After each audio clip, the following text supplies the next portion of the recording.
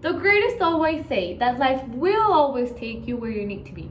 And that is exactly what happened to me a couple of years ago.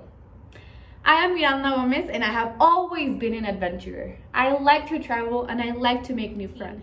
In 2019, I decided to go study abroad and go live in Germany.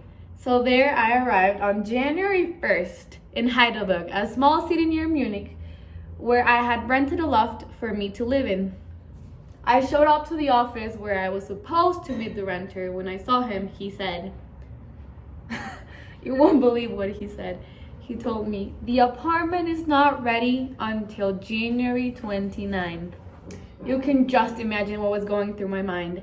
I had no money, I barely spoke the language, and most concerning of all, I was going to be homeless for 29 days. There I was, sitting in a Pizza Hut with all my luggage when I started making phone calls and contacting people that may be familiar with the area. Hours later, I got a phone call. A distant relative of my dad telling me she knows a place, but that it was hard to be admitted in. Meanwhile, I decided to walk towards that mysterious place. Maybe I was lucky and maybe I could spend the night. So I walked around 45 minutes until I saw something unbelievable. A castle-like construction in the middle of the forest. So I knocked and a tall elder monk opened the door. Not a single individual spoke English, so I had to communicate with the little German I knew, and fortunately ended up getting a room for very cheap. I figured it was strange until I realized it was a monastery and only family was allowed in. I never really knew how I was even admitted, but I was extremely thankful. Everything makes sense now, right? The first days were tough. There were 30 Benedictine monks and I was the only guest there.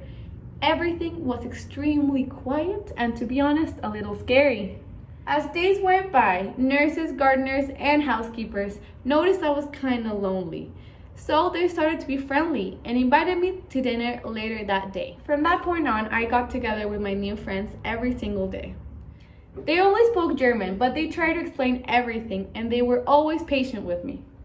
One of the nurses was originally from Poland, so her German was a little bit easier to understand. She always sat beside me so I could keep up with everything that was being said.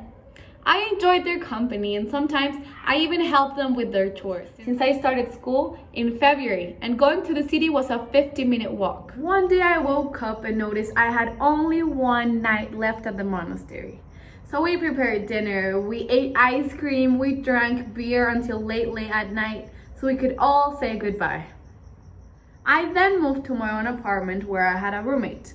But I never forgot about my friends at the monastery. Some days I still walked along the river and sat with them for hours until it was dark. Who would have thought that I was going to make such great friends with these people?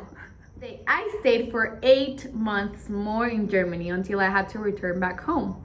Everything was beautiful and it was an enriching experience which I hope to live forever.